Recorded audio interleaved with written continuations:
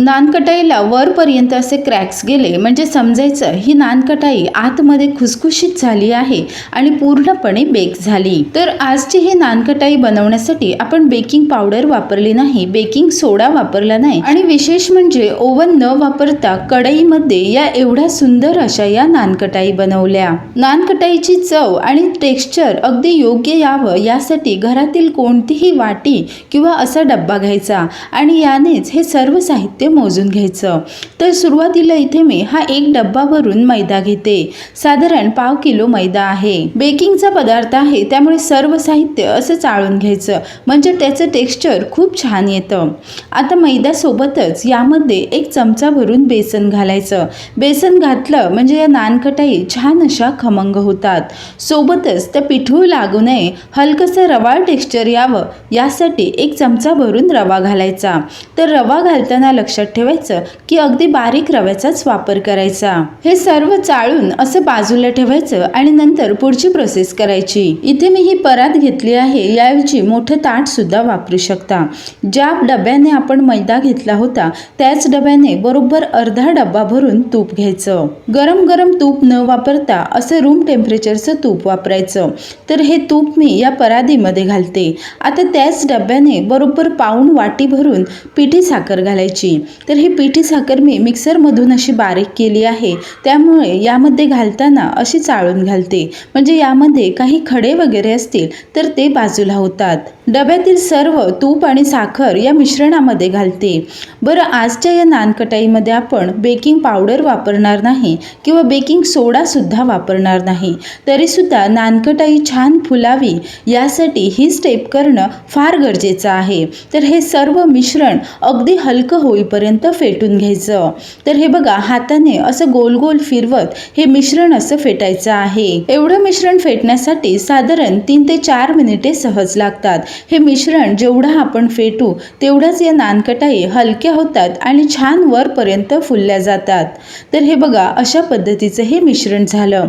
आता यामध्ये फ्लेवरसाठी आपण वेलची पावडर घालू शकता। माझ्याकडे हा व्हॅनिला इसेन्स आहे, तर याचेच 5-6 थेंब मी यामध्ये घालते। आपल्याला वेलची पावडर वापरायची असेल तर ती सुद्धा घालू शकता। व्हॅनिला इसेन्स घातल्यानंतर हे सर्व पुन्हा असं एकजीव करू। आपण सुरुवातीला जी पिठं मिसळून ठेवली होती म्हणजे मैदा, बेसन आणि रवा, हे सर्व आता यामध्ये घालायचं। बरं, हे पीठ घालताना सुद्धा सर्वच एका वेळी न घालता असं थोडं थोडं करून घालायचं। आणि हे पीठ मळताना सुद्धा आपण भाकरीसाठी वगैरे जसं जोर देऊन मळतो त्या पद्धतीचं मळायचं नाही। हलक्या हाताने हे सर्व असं एकजीव करायचं आणि नंतर त्याचा जमेल तसा गोळा करायचा।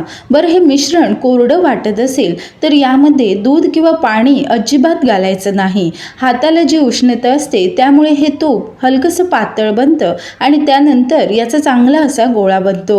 हे पीठ असं तयार झालं की अंदाजे याचे छोटे छोटे गोळे घेऊ शकता किंवा एखाद्या चमच्याने या पद्धतीचा गोळा घ्यायचा। बरं, हा गोळा सुद्धा जास्त मळायचा नाही, हातावर फक्त 1-2 वेळा असा गोल गोल करायचा आणि हे बघा, आपली नानकटाई तयार आहे। चमच्याने हवी असेल तर यावर अशी डिझाईन करायची आणि वर एखादे ड्रायफ्रूट लावायचे। तर याच पद्धतीने साधारण 5-6 नानकटाई बनवून ते आपण बेक करून घेऊ। नानकटाई बेक करण्यासाठी एखादं स्टीलचं ताट किंवा मग छोटंसं ताट घ्यायचं आणि त्याला थोडंसं तूप लावायचं। जास्त तूप लावायची सुद्धा गरज नाही। नानकटाई बेक करण्यासाठी आज आपण ओव्हनचा वापर न करता नेहमीची ही कढई मी गरम करायला ठेवली होती। कढई घेताना थोडीशी अशी जाड घ्यायची। कढई गरम झाली की यामध्ये एखादं असं स्टँड ठेवायचं आणि मग यामध्ये हे ताट ठेवून लगेच त्यावर झाकण ठेवायचं।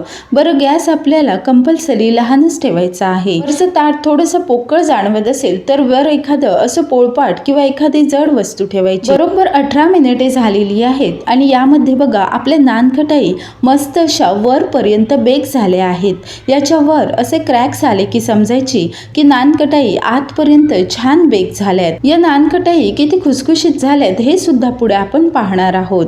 आता ही प्लेट काढल्यानंतर मात्र लगेच या नानकटाई या ताटामधून काढायच्या नाहीत, या पूर्णपणे थंड होऊ द्यायच्या आणि मगच हाताने अशा बाजूला काढायच्या। ताटाला सुरुवातीला थोडंसं तूप लावलं होतं आणि नानखटाई पूर्णपणे बेक झाल्यात म्हणून बघा लगेच ताटापासून वेगळ्या होतात।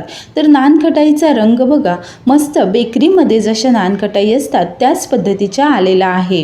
आता यापेक्षा आपल्याला जर अजून गव्हाळ रंग हवा असेल तर अजून 3 ते 4 मिनिटे या बेक करायच्या। नानखटाईचा रंग आणि टेक्स्चर बघा बेकरीमधून जशा आणतो त्याच पद्धतीच्या झालेल्या आहेत। तर याच पद्धतीने शिल्लक राहिलेल्या पिठाच्या सुद्धा नानखटाई बनवती। तर ह्या बघा या सुद्धा नानखटाई वरपर्यंत छान अशा बेक झाल्यात। शिल्लक राहिलेल्या शेवटच्या गोळ्याच्या सुद्धा या नानखटाई बघा मस्त अशा खुसखुशीत दिसत आहेत। या प्रत्येक नानखटाईला बघा वरपर्यंत सुंदर असे क्रॅक्स आलेत। असे क्रॅक्स आले की समजायचं आपलं प्रमाण अगदीच योग्य होतं आणि हे नानखटाई सुद्धा अगदी व्यवस्थित झाल्यात। बेकिंग सोडा वापरला नाही किंवा बेकिंग पावडर वापरली नाही आणि आजच्या या नानखटाई ओव्हनमध्ये न करता आपण नेहमीच्या कढईमध्ये केल्यात तरी सुद्धा बघा एकसारख्या आणि खूप सुंदर अशा झाल्यात। याचं कारण एवढंच की सुरुवातीला तूप आणि साखर अगदी छान फेटून घ्यायचं आणि नंतर त्यामध्ये पीठ मिश्र केल्यावर मग मात्र जोर देऊन न मळता हलक्या हाताने त्याचा गोळा करायचा। तर असे हे पदार्थ नेहमी बेकरीमधून आणण्यापेक्षा कधीतरी घरच्या घरी बनवायचे असतील किंवा मुलांना अधेमध्ये काही खाऊ हवं असेल तर अशा पद्धतीच्या या नानखटाई आपण घरीच बनवू शकता। बरं यातली ही नानखटाई मी तोडून दाखवते। आतपर्यंत मस्त अशी खुसखुशीत झाली आहे आणि याचा रंगसुद्धा बघा बेकरीमधून जशा आणतो त्याच पद्धतीच्या झालेल्या आहेत। तर अशा या खुसखुशीत नानखटाई बनवायची पद्धत तुम्हाला कशी वाटली मला कमेंट करून कळवा।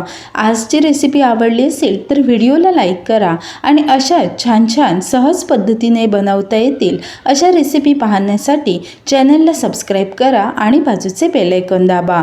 लवकरच भेटू एखाद्या नवीन रेसिपी सोबत। तोपर्यंत धन्यवाद।